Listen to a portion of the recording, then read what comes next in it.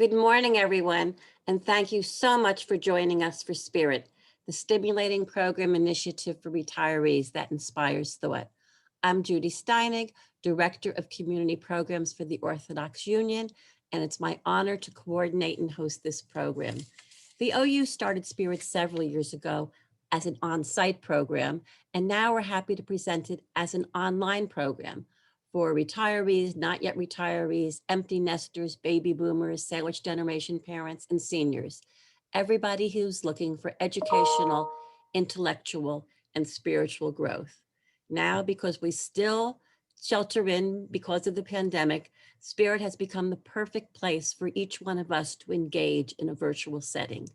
Today, we will be preparing for Tu B'Shvat, which takes place this Thursday, January 28th.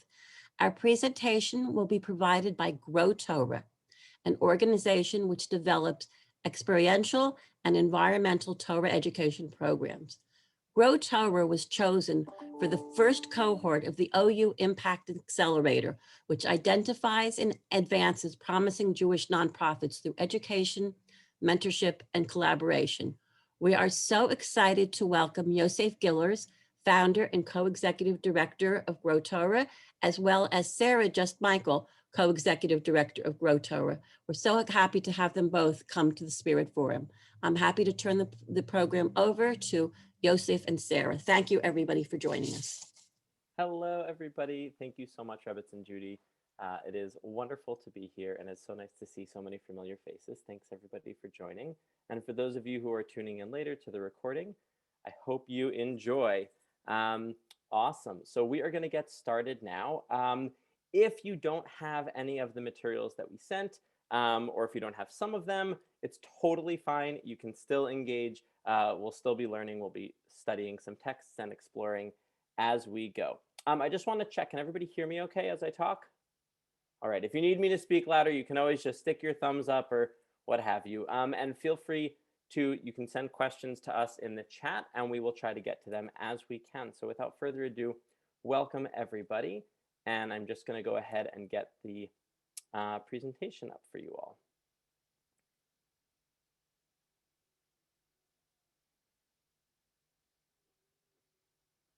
So yes, we are Grow Torah, and this is your pre-Tu B'Shvat Seder, getting ready for Tu B'Shvat.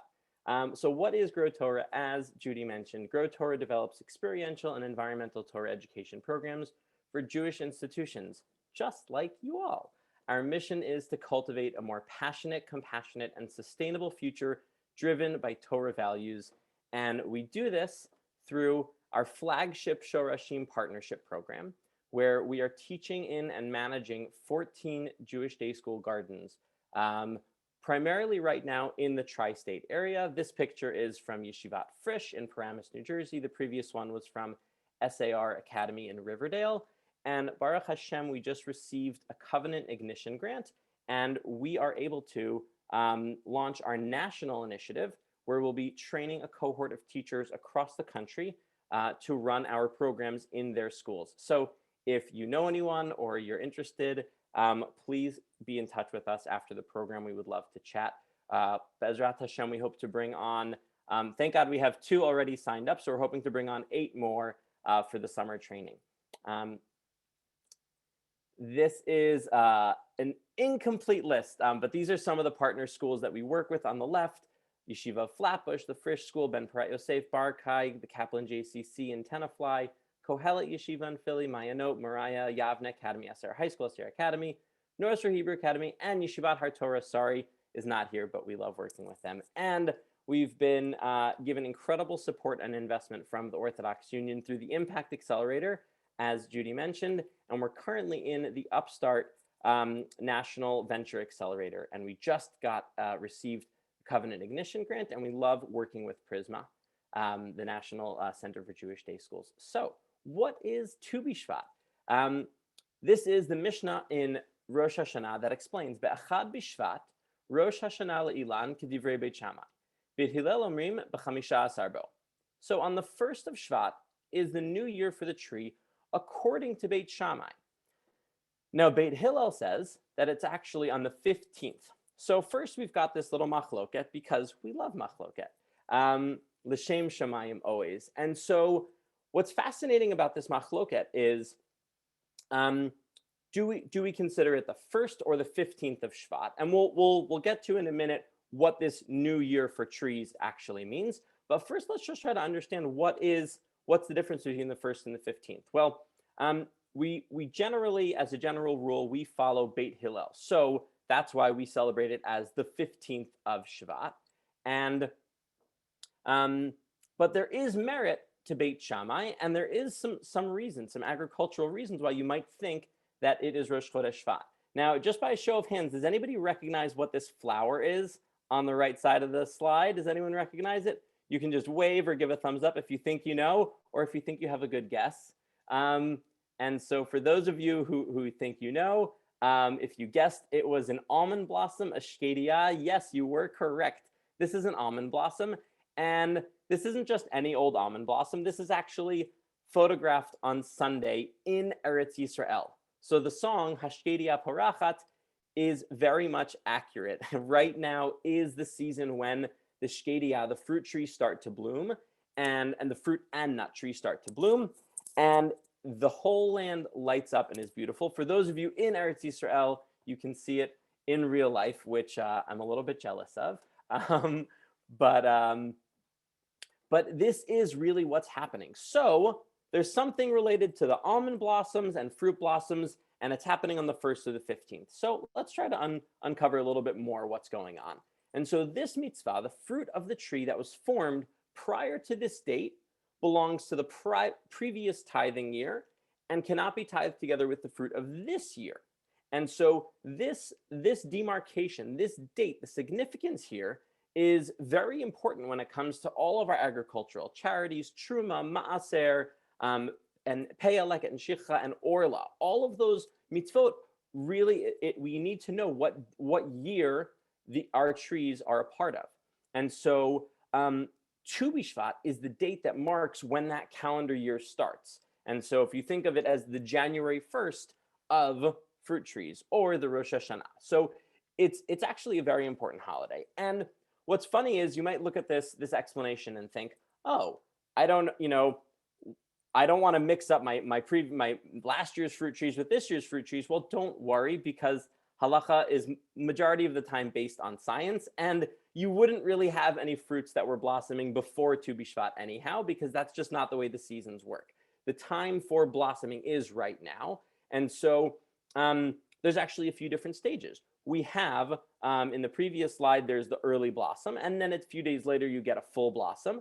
And then a few weeks later, the flowers get pollinated by, Baruch Hashem, our pollinators, bees and butterflies and all the other pollinators, and they start to form the fruits. And so the fruits don't come until a few weeks later. But it's not happening much before this. But this does give us insight. Knowing that there's a few weeks for this all to happen gives us insight as to the machloka between Beit Shammai and Beit Hillel. Beit Shammai said, no, this is already happening before Tu B'Shvat. It could happen as early as the 1st of Shvat. And Beit Hillel says, no, it's the 15th.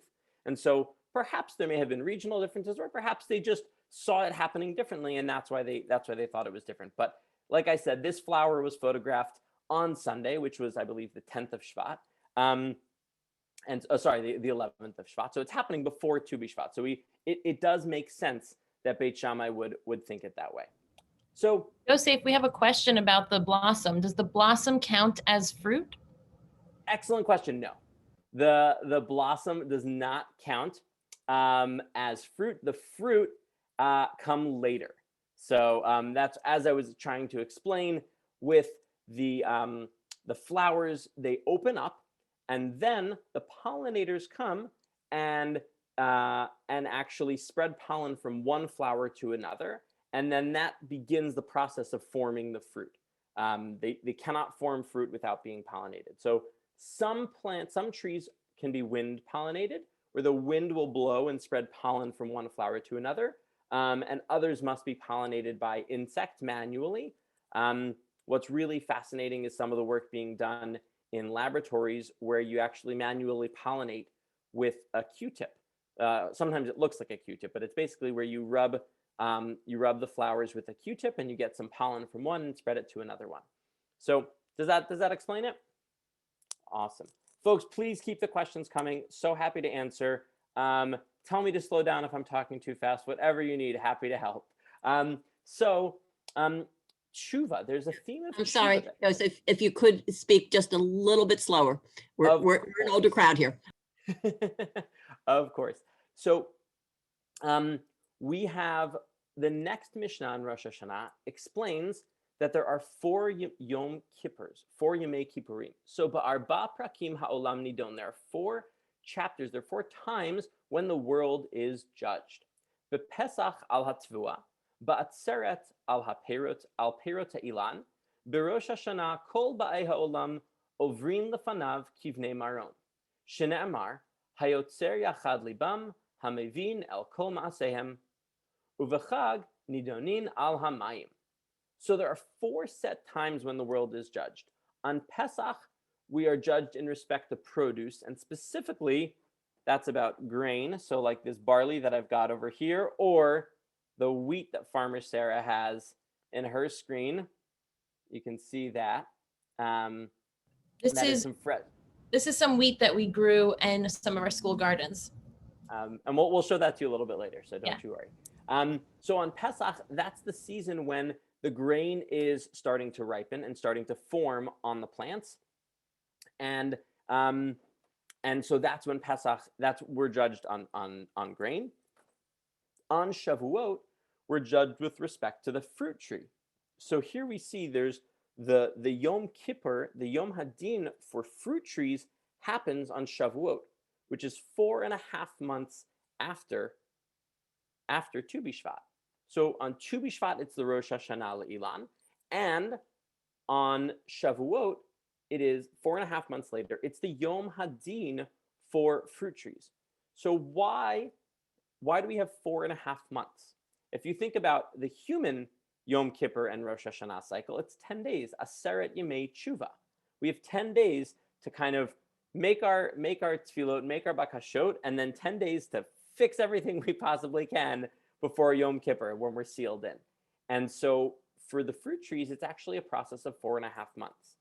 And once again, if we understand the agricultural cycles, it makes perfect sense. The flowers are just starting to blossom on Rosh Hashanah Le'ilan, on Tu B'Shvat. And each tree has a slightly different cycle, a slightly different time when they come into bloom. So the shkedia is one of the first, but other fruit trees will be later. And all of the fruits start to form and ripen over the next 4.5 months. And by Shavuot, the Chag HaBikurim, we bring our first fruits because that's when they're ready. So we need those 4.5 months to daven and to ask Hashem for a healthy bounty, to keep the pests away, to have, good soil, to keep thieves away. There's so much that can go wrong between the time that you plant the seeds in the ground and the time that you reap the harvest, that you actually pick the fruit off of the trees.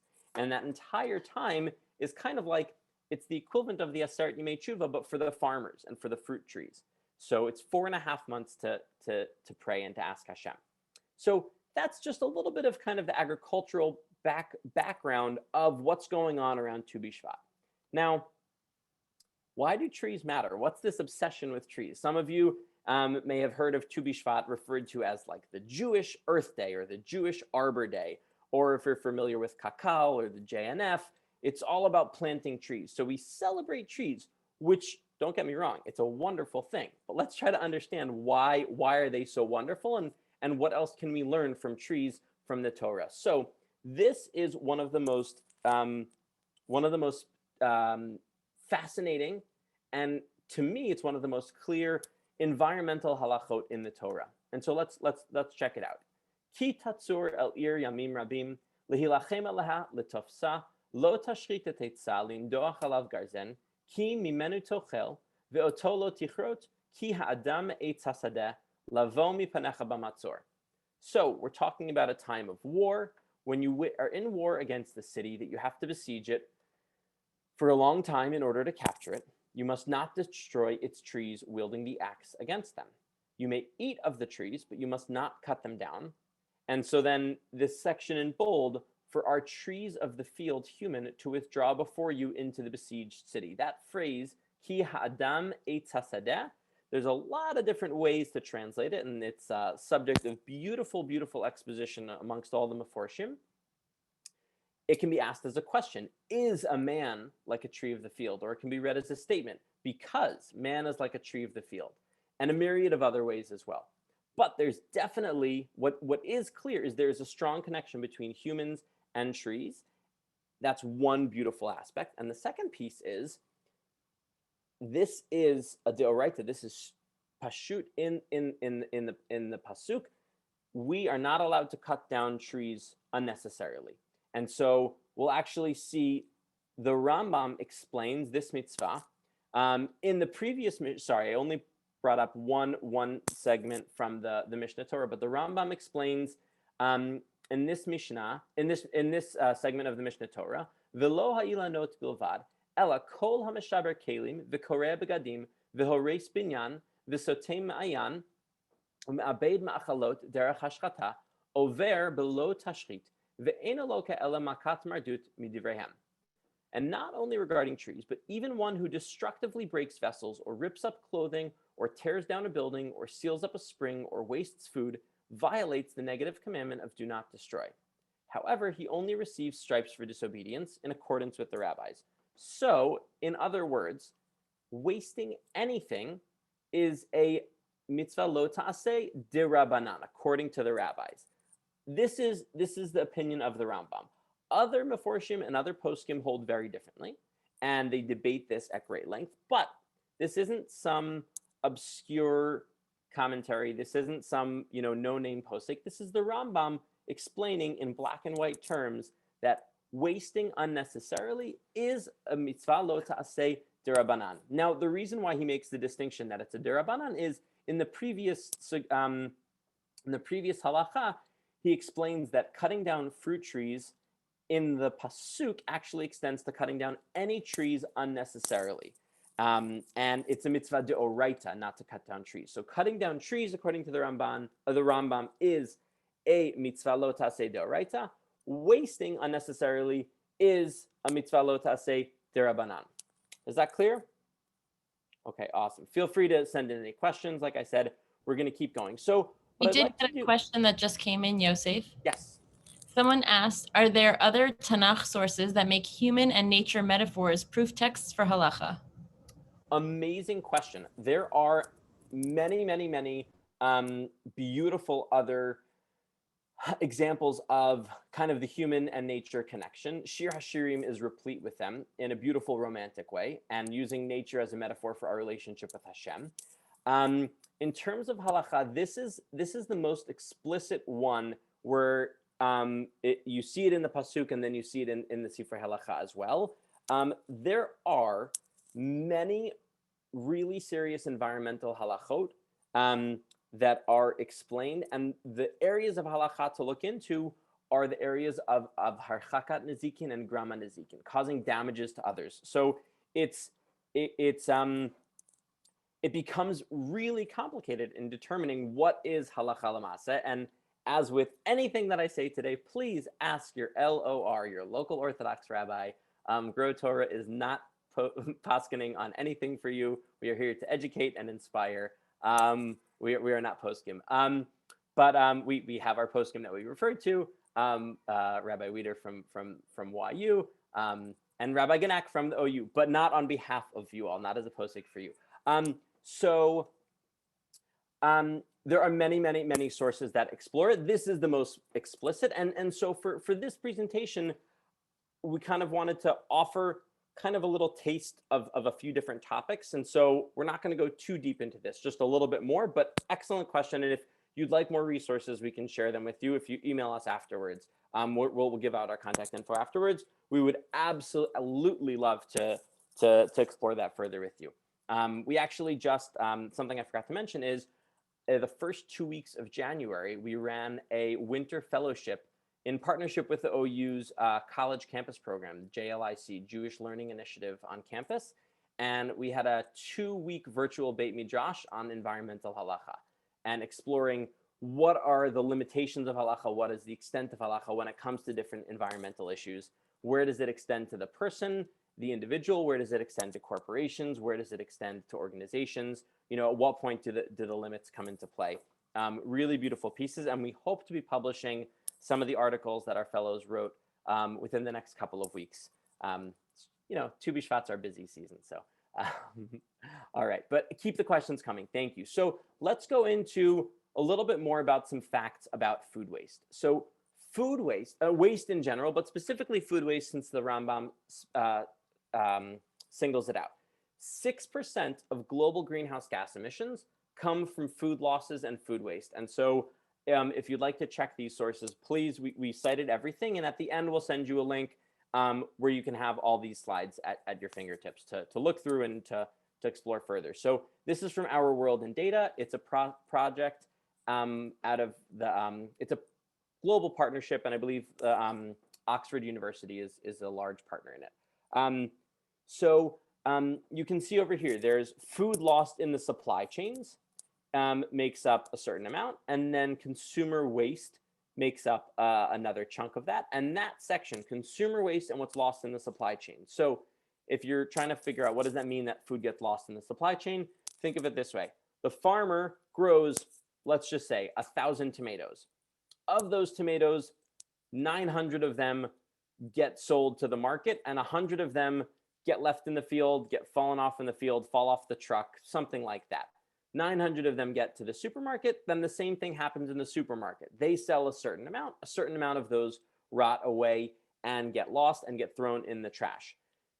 And then the consumer, we each have our own individual responsibility, and we make a Shabbos meal and we have leftovers. And so hopefully we're able to convince our families to join us in celebrating leftovers, but not all of us can be so successful. And sometimes they get thrown out, or we didn't get a chance to cook everything we made.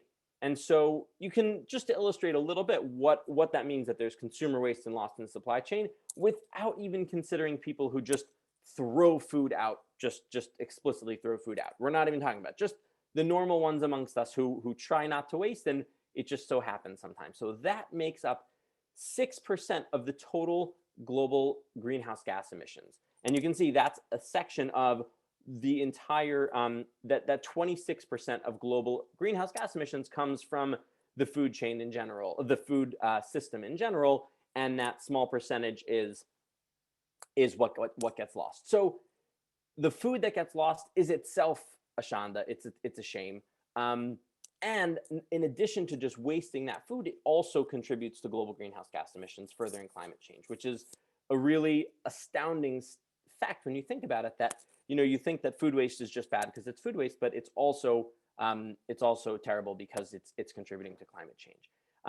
Let's now look at plastic waste. How many of us try our best, but you even go to the store and you buy walnuts? And I try not to buy single-use plastic, but here I have a little plastic thing from the market. Thank you, love the markets. Not saying anything bad against the markets, but it came in a single-use plastic.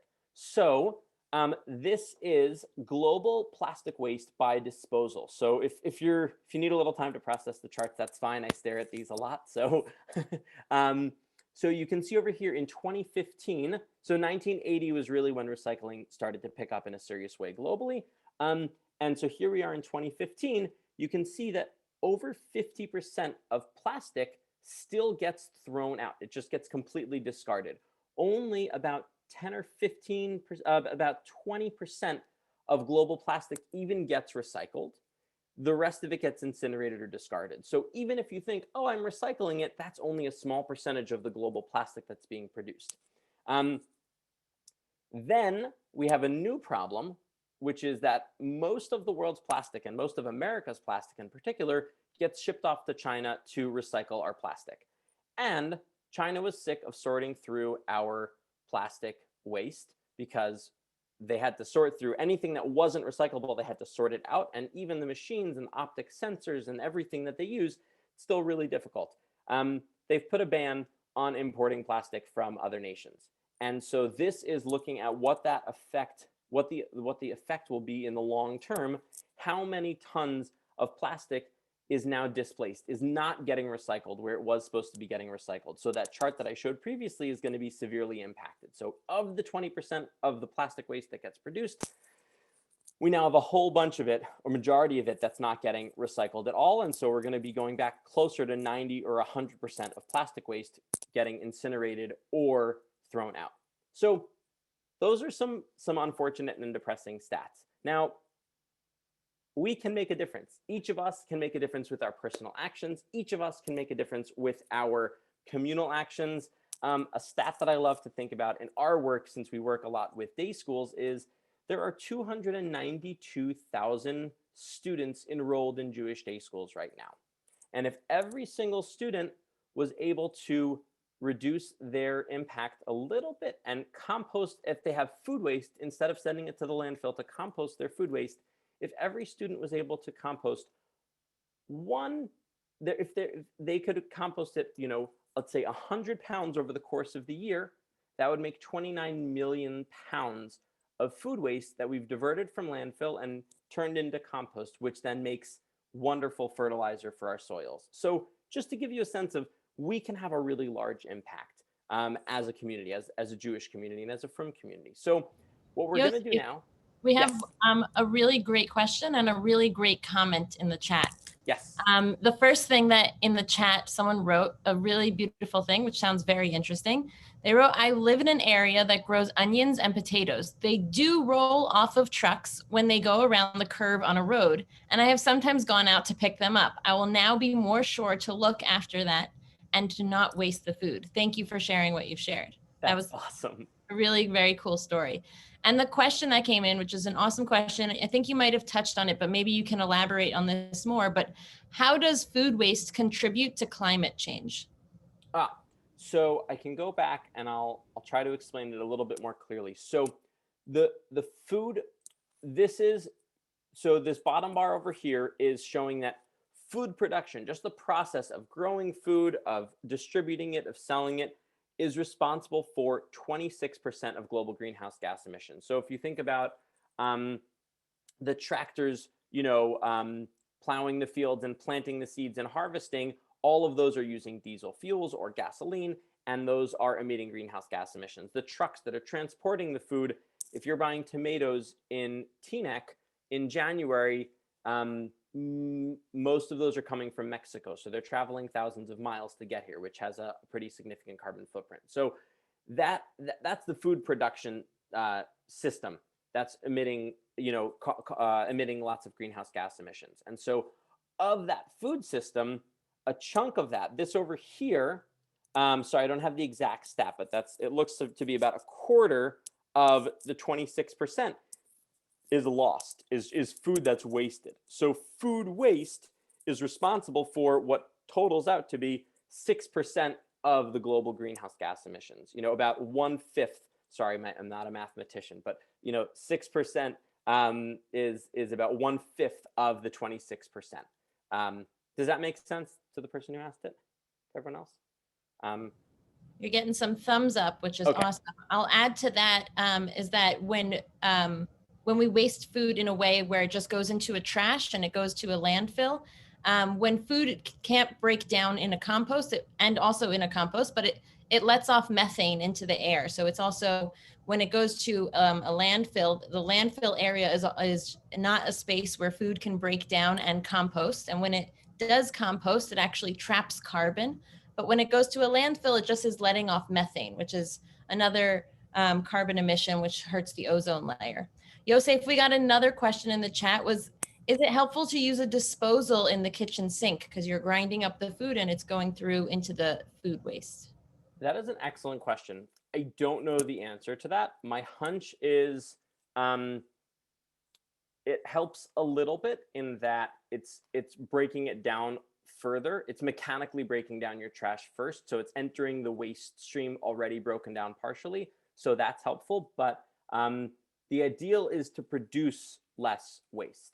That's really the ideal. So we actually love to do workshops with folks to help them think of ways. We're not perfect at all. I just showed you, I'm not at all perfect. I'm not here coming in and saying, I'm perfect for the environment and you need to be too. It's all of us on a process. And so that's actually exactly how we like to frame our Tu B'Shvat Seder. So here we go. So we're gonna go into our Tu B'Shvat Seder now, where the framing that we like to use is, this is the time, as I explained in the beginning, between Tu B'Shvat is just the beginning, all the way until Shavuot can be this time of tshuva and tefillah for our fruit trees, and really, as we see, for the entire earth. And so each of us has agency in that, and we are empowered to do something about that. And you vote with your fork, and you can make a difference with your fork about what you eat. So we're going to go through this Seder right now. And this is, it's based off of slightly the Kabbalistic Tu B'Shvat Seder laid out in the Pri Tzaddik, who was a 16th century Kabbalist who writes a beautiful Tu B'Shvat Seder that you can go very deep into.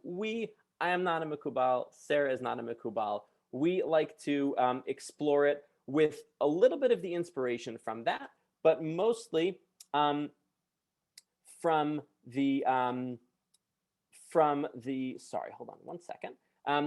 Mostly from the lens of what is our relationship with food, what is our relationship with the earth, and how can we strengthen it? And all of that, how can that help strengthen our relationship with HaKadosh Baruch Hu and our Shmirah HaMitzvot? So this is from the Pri Tzaddik. V'Hashem yitbarach bara'at ha'adam sheyitzarech achila l'kiyum ha'chaim shehu chiyut ha'kedosha v'haya ba'ha'achila ha'kedosha. So God created man in such a way that he would need to order, that he would need to eat in order to exist, which provides spiritual sustenance, and this takes place through eating in a holy manner.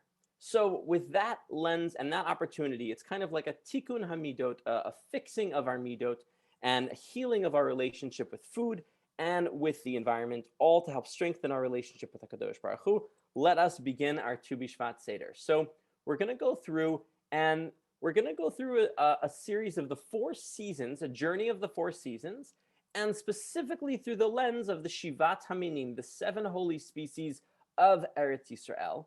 And so for those of you in Eretz Yisrael right now, you get to do this even more closely. For those of us in Chutz Aretz, I tried to buy Shivat Haminim that were actually from Eretz Yisrael, so I'll just show you. I have my little layout over here. These olives are from Kibbutz Yavne in Israel. And these dates over here are also from Eretz Yisrael. Unfortunately, the rest is all from America, probably mostly California. Although the wheat is from our garden, so I'll show you that in a minute. So this is the pasuk that explains the Shiva Haminim. Eretz chita useora v'gefene te'einav v'rimon. Eretz zeit shemen udvash. A land of wheat and barley, of vines, figs, of grapes, figs, and pomegranates, a land of olive trees and honey. And so for those of you who see the word dvash and are thinking, where are the dates? Dvash is translated here as honey, but it's really date honey. And if you've ever had a date, which we'll get to, hopefully you'll have to eat it with us in a minute, they are incredibly sweet, just like honey. So we will journey through the 4 seasons while eating of the Shivat Haminim, exploring these themes of tshuva, both personal with our relationship with Hashem, through nature, and globally what we can do for the environment as we learn and grow. So the first season that we're going to start with is winter. And so for those of you who have your foods and you've been waiting, sitting there waiting to eat, now is the chance we're going to get to make some brachot and eat. We have pomegranates, we have wheat, we have barley if you have, and if you'd like to eat some walnuts as well. Walnuts are not part of the Shivat Haminim, but they are delicious, and walnuts and almonds both are customary to eat in the Tu B'Shvat Seder. And the prompt that I'd love to share with you, and the symbolism here, is to think about what winter means to us. So during the winter, we layer ourselves with heavy clothing. And while a coat may protect us, it also conceals us. And thinking about that and thinking about each of these fruits that we mentioned, I'll stop the screen share for a minute just to show you all of these fruits have a really strong outer shell. All of these fruits have a really strong outer shell. So here's the pomegranate. It's got an incredibly thick skin. And then inside, you've got the seeds. For the wheat, these are the tiny little seeds. But Farmer Sarah, would you be able to show us what the wheat looks like before it becomes these seeds. I'm going to add you as a spotlight right next to me so people can see side by side. And so that is wheat that we grew in our gardens. Farmer Sarah grew that with her students at the Moriah School, I believe, in Englewood, New Jersey. And you can see not only does the wheat have a heavy protective, the chaff, it's also got spikes to protect it. It's a really incredible defense mechanism, and that's actually there to keep away birds from coming in and eating all the seeds. And so when you have wheat with smaller little spikes, you lose a lot of your seeds to birds. So awesome. Thank you so much. So also in our schools, when we grow wheat, we use the wheat to learn and teach with the students about malachot of Shabbat. And so Shabbos malachot, the first 39 of them all have to do with growing wheat and the process of making bread. So we learn 11, sorry. First 11, thank you. What did I say? The first 39, the first 11 of the 11 of the 39, thank you. So that's another really cool thing that we get to do with the wheat in our school gardens. Amazing. So with that, now that you've actually seen it in real life, what is a necessary protective layer in our lives? And in contrast, what's an unnecessary protective layer in our lives? Questions for us to consider as we go through this journey. We'd love for you to think about that. You don't have to answer it to us. If you have a pen and paper near you, feel free to write it down. I always love to write these things down as I'm kind of introspecting and doing a cheshbon nefesh, a kind of a calculation of the soul and of my relationship with Hashem. It can be a really meaningful thing. So those are the questions. And now let's learn a little bit about some of these items. So pomegranates, these are, and just a disclaimer, all of these photos are from Grow Torah. We've taken them or we own the rights to them. None of them are taken off of the internet. They're all ours. So this is some pomegranates. And thank you to my dad who's here right now. Took these with your camera. So all of these beautiful, beautiful fruits all have different features. And so pomegranates, each of them, we found some fascinating quotes from the Tanakh and from Gemara to share with you. So Reish Lakish Amar, Mehecha kepelach harimon rekatcha, afilu rekanin shebecha melein mitzvot karimon. So Reish Lakish says that the source is from here. Your temples are like a pomegranate split open, which teaches that even the empty people are as full of mitzvot as the pomegranate is full of seeds. So there's what I find beautiful about the pomegranate here, and in each of these different psukim that we'll share with you, what I encourage you to look for is what does this fruit symbolize in the Torah, and what does this fruit symbolize in our tradition? And so here, there's always this comparison between the rimon, the pomegranate, and mitzvot. Now, I apologize, I might be bursting your bubble right now, but there are not 613 seeds in every single pomegranate. There are many, there are hundreds of them, but it is not always 613. But there are a lot. Now I wanted to show you just a little tip to when you're if you've ever opened a pomegranate and you're wondering, how do I get the seeds out of here? So if you cut it in half, or you can even break it into quarters, and then you take a wooden spoon and you just smack it, and you start to see the seeds are coming out of the bottom. It is a hilarious and highly effective way of getting the seeds out. So that is one way of removing seeds from your pomegranate. It's a lot of fun if you've got young kids or you just need an activity. It's a really good one to do to get the seeds out. So we like to weave in some tips and tricks to enjoy your food more. And so for those of you who are joining along with us, please, let's join me. If you're going to be eating, just a disclaimer, you should make your own bracha on your own. But I will be making a bracha. If you're not eating along, please feel free to answer amen if you'd like. Again, according to your local Orthodox rabbi. Baruch atah Adonai Eloheinu melech haolam borei pri ha'etz.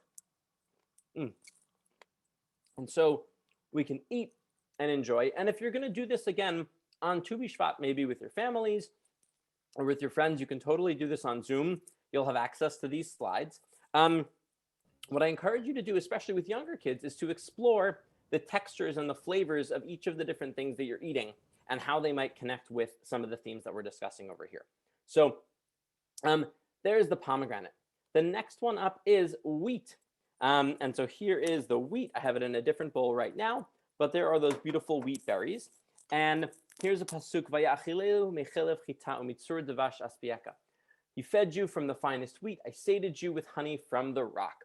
And so wheat has this theme and this symbolism of incredible sustenance and supporting us. And if you just think about what are different food items that we eat with wheat, pasta, challah, matzah, both ritually, Jewishly, we have wheat is so central into so many mitzvot in terms of the shtei halechem, the lechem hapanim, and the matzot,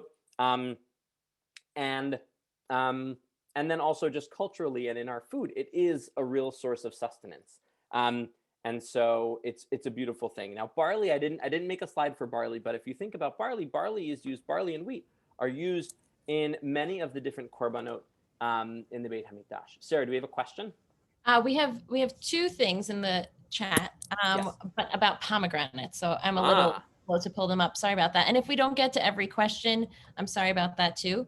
But one commenter said, I whack the pomegranate into a bowl of cool water so that the seeds fall to the bottom and the white fibers float to the top. And that way it's easy to separate them. So that's another great tip. Thanks for that. Awesome. And then someone else asked, even though pomegranates don't necessarily have 613 seeds, do they all have the same number of seeds? So I just looked that up, and it seems that there's generally a range from about 200 seeds to about 1,400 seeds. And depending on how the pomegranate grows and the soil and the variety, and yeah, exactly, you'll just get a different amount every time. Great question. I guess that's something people need to daven for, is that their pomegranates should bear 613 Amen. seeds. Amen. All right, we're going to keep rolling. So now we're going to enter into springtime, and we're going to eat some of the different fruits for springtime. Olives, dates, and if you have carobs, I know people like carobs. If you're curious what carobs are, that's in Yiddish buxer, and if you were curious what buxer is called in English, it's carob. And so these fruits have a soft outer shell and a hard pit on the inside. As the spring comes, we begin to shed some of our outer layers, our outer heavy layers from the winter. We begin to show ourselves for who we truly are. And so the question here for us to consider is, what in our lives reflects a strong core like a pit? What is something that drives us forward, that's really who we are in our essence, our best selves, our essence, our core, that contains all the genetics, all the DNA? And so here we go. Dates. I'm partial. I do play favorites. Dates and pomegranates are totally my favorite fruits of the Shivat Haminim. I don't think I'm getting in trouble for that, but maybe some of you disagree. And so this pasuk, Tzadik hatamar yifrach ke'erez balvanon yuskeh. The righteous bloom like a date palm. They thrive like a cedar in Lebanon. This pasuk helps us appreciate the comparison between a date palm and a tzaddik. It's a very common thing. And also like an erez. An erez is a cedar tree. It's not one of the Shivat Haminim, but it is a native plant to northern Israel. And it's a tall, straight, beautiful, upright tree. And so is a palm tree, a date palm. They're tall, they're beautiful, and they are majestic in many ways. And so a tzaddik, that's what we're all striving for, to be majestic and tall and straight and yashar. Now, if you're going to be eating a date, I'll just share with you that we definitely need to check for bugs. I have had the unpleasant experience of finding a bug once in a date that I got from the shuk, and I don't recommend it to all of you. So I'm going to show you how I like to check my dates. So I'm going to open it up, and here I have a white surface for you. You just break it open, and this is a really, really ripe medjool date. And just open up the sides like this. And if there were any bugs in here, you'd see them. If you want to further check, you can hold it up to the light. And if you see it's somewhat translucent, you'll be able to see through and tell if there are any dots anything crawling or anything in there, if there were any bugs causing any issues. So dates, like I said, I'm partial to dates and pomegranates. They are incredibly sweet and incredibly delicious. I'm not going to have one now because I like to chew them slowly and savor them, and they get really stuck in my mouth, and it's hard for me to talk after I eat a date. So I'm gonna hold off. But for those of you who are listening, please indulge in your dates. They are delicious. Now, let's see what's next. We have olives. So the shemen zayit. If we think of what is the ritual relationship, what's symbolic, what's important about a date? Well, we can think of Hanukkah. Lighting the menorah is with olive oil. We can think of the Beit HaMikdash. Lighting the daily menorah was with olive oil, and that's exactly what the Chanukah Habayit was: rededication, finding new, pressing new olives. And so this is a pasuk from Yirmiyahu where the Navi is screaming at us because we messed up again. Zayit ra'anan yafeh pri toar. Kara Hashem shimcha lekol hamoleh gedolah hatzita eish aleha vira'o d'liotav. The Lord Hashem named you verdant olive tree, fair with choice fruit, but with a great roaring sound he has set it on fire and its boughs are broken. And so we're being chastised for sinning again in our galut. Yirmiyahu is yelling at us because we messed up again. And so this is, again, if we needed a little help to remember to do tshuva, this is definitely it. The words of Yirmiyahu are strong. But the symbolism, the importance of the olive here is it represents something holy and lofty. And if you have oil and water, the oil floats to the top. And so just thinking of that as a beautiful, beautiful image. I love pickled olives. Like I said, these are from Kibbutz Yavna. I get the spicy ones. They're so yummy. I've never pickled them myself, but maybe one day if I get to Eretz Yisrael and can pick some fresh olives, we'll pickle them. We're going to transition into summertime. And so the fruits of Eretz Yisrael and beyond that we identify for this little portion of the Seder are figs, grapes, and apples. And so these fruit can be entirely consumed. The seeds and the fruits and the skin, everything. There are no obstacles. This is the ideal of being in balance, harmony, and at peace. We strive to have our insides just like our outsides, to live integrated, consistent, ideological lives, like the Rambam explains about the Shvil HaZahav, the golden mean. We want to have balance. And so I think for us, the question, prompt to think about in our tshuva journey is what are the action steps that we must take in order to integrate our outsides and our insides, our guf and our neshama? And especially this whole process of eating in a holy, intentional way of the Tu B'Shvat Seder is doing exactly that. It's giving us the opportunity to eat and to make our eating holy, to make a bracha for each thing that we're eating, as long as it has a different bracha, to make a special bracha and to really pause to think about it. It's also just a fantastic time for us to kind of check in with ourselves. How are we treating our brachot? When we make a bracha, are we really pausing to think about it? Do we take a deep breath? Are we showing the gratitude? And especially after considering some of what we shared before about some of the problems in our food systems and the waste that we're emitting, appreciating all that goes in to growing a grape or a fig, the seeds and the soil and the work and the toil from the farmers and the entire farm system and the farm workers is really, really important. So figs are a kind of funny one, but vatipakachna einei shnehem v'yedu ki eramim hem v'yitafru alei te'ena v'yasu lahem chagerut. Then the eyes of both of them were opened, and they perceived that they were naked, and they sewed together fig leaves and made themselves loincloths. So this is from Gan Eden, when Adam and Chava made a little mistake, to understate it significantly. And then they perceived that they were naked. And so they used fig leaves, because fig leaves are really large, and they apparently made themselves clothing, which to my modern sensibilities and to our modern sensibilities might sound crazy, because we think of normal garments of cotton or polyester or recycled polyester, thank God, in my case. What that might be, that they'd use plants for clothing.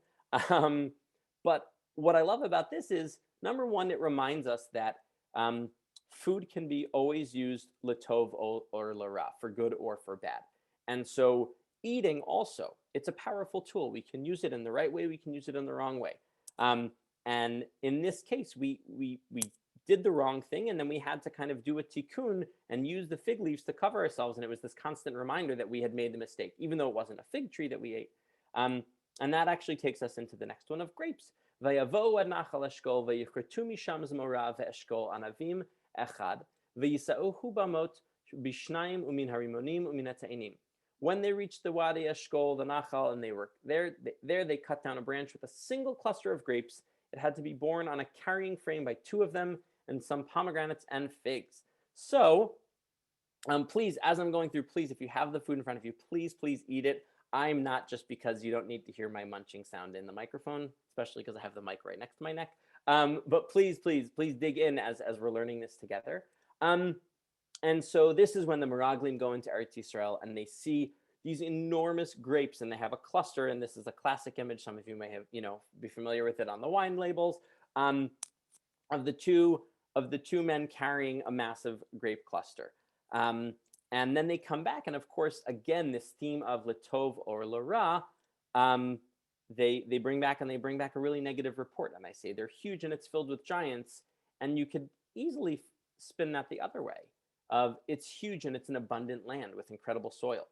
But that's not what happened. And so grapes, especially, we use them to make wine and grape juice, which we use for kiddush and for havdalah and for these holy sanctified purposes. But it can also be used, like Noach, the story of Noach, to get drunk and to have that whole scenario play out. And for those of us, if we use it inappropriately, it's not ideal. And so the agency is ours. It's in our hands, and what can we do, latov or lara? And now we'll close out with the fall. And so at this stage, we have just besamim, just fragrant herbs and items. There's no fruit at this level, because at this level, we hope that we have transcended the physical. We've gone on this journey of eating through the seasons and understanding the Shiva Haminim, and all of the outside layers have been removed, and hopefully we're closer to becoming truly ourselves. We smell only to connect with the invisible, untouchable, and tasteless. And the question I'd love for us to ask is, what will be the impact, both visible and invisible, as we are able to make this transition and make this journey and make this tshuva process? And I ask that both in our personal journeys with our relationship with HaKadosh Baruch Hu and with our relationship with the earth and the environment. What can we do to make more of an impact? And especially thinking about the kind of esoteric or invisible impact that we might have, especially something like our carbon emissions or something like our global waste.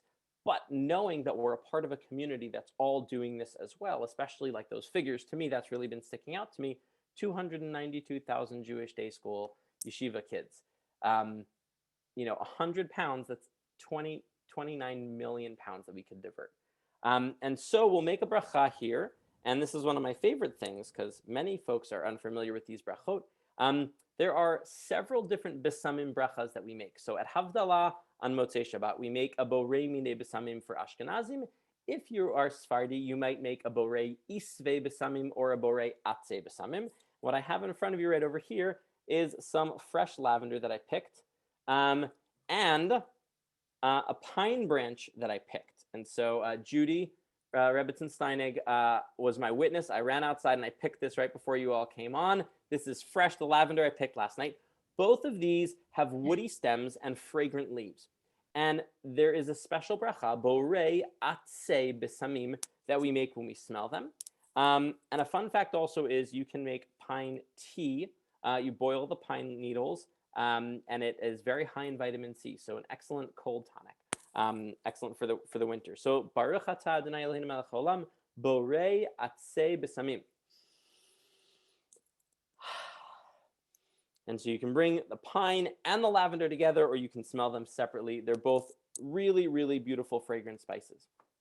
And so thinking about and internalizing that deep message of bringing together and transcending, bringing together our goof and being whole with ourselves, and transcending to the spiritual. And the last thing I'd love to share is what I find to be one of the most hopeful and inspirational messages from the Midrash. So this is not halacha, but this is a beautiful Midrash that explains that HaKadosh Baruch Hu walked Adam and Chava through and said, V'chol ma shebarati, bishvilcha barati, tein da'atcha shelo tekalkel v'tachari v'tolami, she'im kilkalta ein mi sheyitaken acharecha. And all of this I have created for you. Therefore, take great care that you do not damage and destroy my world, for if you do, there is no one else to put right what you have destroyed. And so it's the agency, and we are empowered to do something about this for ourselves, for our families, and for the planet. And in doing so, Bezrat Hashem, we should be connecting with the Kadosh Baruch Hu in all of the holy ways that we're blessed with in all of our eating and using of the natural world. Thank you all so much for joining. We got a Thank few you, Yosef. That was really beautiful. I just want to throw in a few quick comments from the chat based on what things that you're saying. Thank you for sharing all that. That was really beautiful. Someone asked, does composting help reduce greenhouse gases? The answer is absolutely yes. And someone else asked if Grow Torah is doing any composting. We do it at each of our school partners, and Yosef is actually helping Teaneck. He's on the environmental commission for the town of Teaneck, city of Teaneck. township, yeah. Township of Teaneck, and he's trying to help the township to get composting more often. Someone else asked if there's a printable Seder that they could follow along with. So we are actually, I'm going to send in the chat right now a link to fill out a feedback form. After you fill that out, all of these slides that Yosef just went through, you can use for your own Tu B'Shvat Seder. And I know Rabbi Avi Heller from the OU has also a one-page doc if you need something just like for a quick glance, which is available on the OU website. And I think that is everything. If you have other questions, also feel free to go to our website, send us an email. If you would click on this link now before the Zoom ends, then you'll be able to answer it after the Zoom, and it'll also come out in an email from Rebitz and Judy. Okay, thank you so much, Yosef. Thank you, Sarah. This was amazing. This will absolutely make everybody's Tu B'Shvat an incredible experience. We thank you so much. As Sarah said, we will send the link out later on when you get the recording, so everybody will be able to have all the materials they need for Thursday. So thank you both so much. It was wonderful. On Thursday, when it is Tu B'Shvat, we will be having a trip down memory lane with Rita Yudkowski. Rena, of course, I'm sure most of you have seen at least one of her programs. Rena's a memory coach and geriatric social worker who is living in Eretz Yisrael, so I'm sure she'll have something to say about Tu B'Shvat. And she and I will be having a bit of a dialogue about some of the programs she's done with us and her background. And she'll be also giving some, of course, some tips on memory. So that will be Thursday. You'll be getting, if you haven't signed up already, not to worry. In today's email with your recording, you'll have a link so that you can sign up. So again, I want to thank Yosef and Sarah so much for joining us. It was wonderful. We all enjoyed it. And everyone have a great day. In advance, have a wonderful Tu B'Shvat. Be safe, be healthy, and we look forward to seeing you back on Thursday. Take care of you. One more quick thing, if I may. Absolutely. Sorry. No problem. We are hiring an operations associate. So if you know anyone, the information is available on our website. Thank you. Okay. You have a big audience here, and I don't know if our group is interested, but I'm sure everybody knows somebody. People have children, grandchildren. So everybody, you just heard that request. This is a good way to get your message out always. Thank you. Thank you. Okay, everybody, take care. Have a wonderful day.